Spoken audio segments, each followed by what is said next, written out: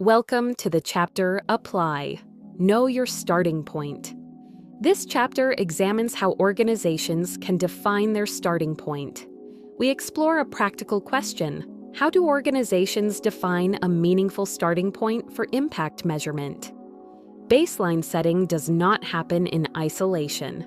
It comes after an organization has clarified its problem, articulated its solution, developed a theory of change, identified relevant OIN impact areas, and selected appropriate KPIs. Only then can impact measurement begin with a clear baseline, the reference point that describes the situation before an organization's activities create change.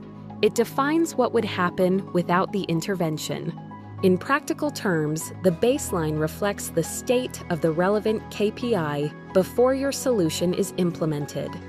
Baselines can take different forms depending on the context. They can be quantitative or qualitative. Quantitative baselines include measurable factors such as emissions levels, energy use, or pollution levels before a solution is deployed. And qualitative baselines are particularly useful in early-stage innovation or complex ecosystems where precise data is not yet available. In those cases, the baseline may describe existing practices, environmental conditions, system vulnerabilities, or governance gaps. Importantly, baselines must be recorded in a way that integrates directly with the OIN framework. This means linking each baseline explicitly to the specific OIN impact area and KPI it relates to.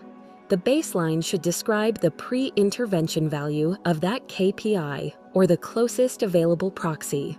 Documenting the baseline clearly allows future reporting to show net incremental impact relative to that starting point. Let's look at a practical example of a desalination solution. Lack of clean drinking water is a global problem. While traditional desalination provides potable water, it often creates negative impacts, including high energy use, CO2 emissions, chemical discharge, and brine pollution. A solar-powered desalination solution may significantly improve this situation. Through its theory of change, the organization has identified two relevant OIN impact areas. First, resilient coastal communities, which includes KPIs related to access to essential services and reduced vulnerability. Second, towards a 1.5-degree world, if the solution reduces greenhouse gas emissions compared to fossil fuel-powered desalination. Now the baseline must be defined relative to those KPIs and dependent on context. In regions where water access is already high, the baseline is different from regions where communities are severely underserved. In a well-served region, water access may be already high, but powered by energy-intensive desalination. In this case, the baseline for the climate-related KPI may be the quantitative, relating to existing emissions intensity per cubic meter of water produced. The intervention's impact would be measured as emissions reduced compared to that baseline.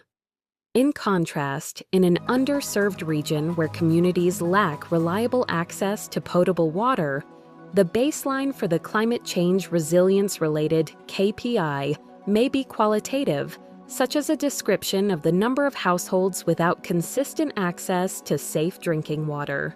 The intervention's impact would be measured as the increase in reliable access relative to that starting condition.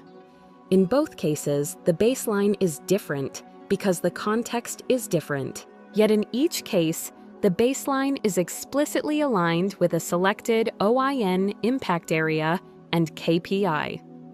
By recording that baseline clearly, the organization ensures that future measurement reflects real change relative to its theory of change and strategic focus.